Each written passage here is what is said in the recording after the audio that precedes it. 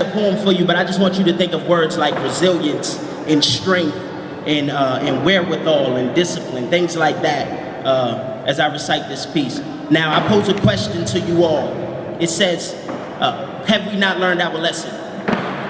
It doesn't matter what language you speak, emotion is the universal translator, and pain has no bias, just conviction.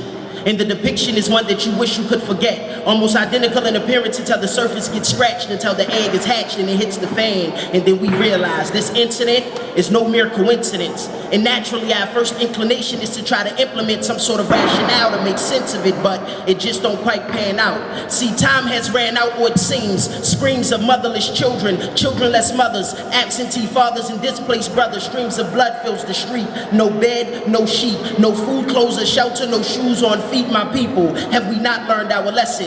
There have been talks of a progression since the inception of the succession after this last political regime that only yields more questions. Cause see, the coach of the team is still the same, yes, but they changed the star player's complexion. But can we blame him for playing his position? Pictures of Haiti takes me back to August 05, and it comes as no surprise that the occurrence of a natural disaster comes as a surprise. But why? I've never seen a nationality of people be more scrutinized for trying to survive. You know, brothers, sisters, aunts, uncles, husbands, wives, distant cries amidst rubble of a toddler who's in trouble, and all they can do is roam aimlessly trying to locate him.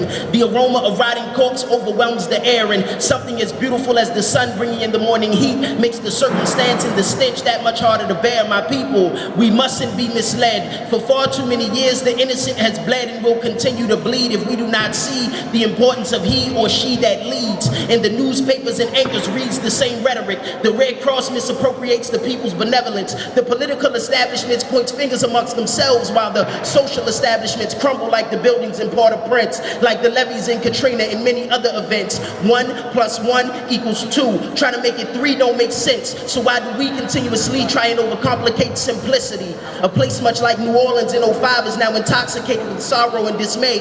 The media labels young men and women in search of food looters and shooters, deeming them responsible for such disarray. See, the variables fluctuate, but the principles remain. Once you upset the established order, chaos would hold claim. My people, have we not learned our lesson? The black life doesn't hold much value in or out of a recession. Abner Louima, Amadou Diallo, Rodney King, Michael Bell, Sean Bell, Troy Davis, Trayvon Martin, all the same thing. See, I know why the caged bird sings, for we are a nationality of caged birds, and letting freedom ring is a figment of a dreamer's imagination. But see, reality is the alarm clock created by Satan. We are dealing with an elite whose souls are vacant, but we still stand strong and naked.